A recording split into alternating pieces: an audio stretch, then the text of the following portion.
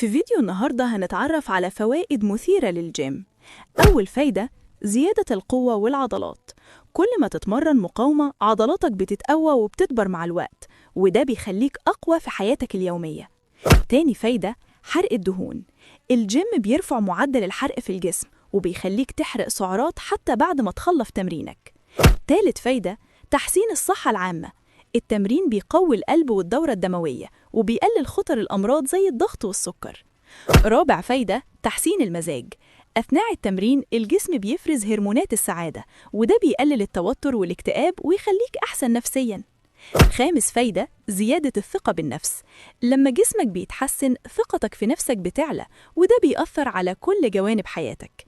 الخلاصة: الجيم بيقوي جسمك، بيحرق دهون، بيحسن صحتك، بيرفع مزاجك، وبيزود ثقتك بنفسك. ولو عجبك الفيديو ما تنساش تشترك في القناة وتفعل الجرس عشان يوصلك كل جديد.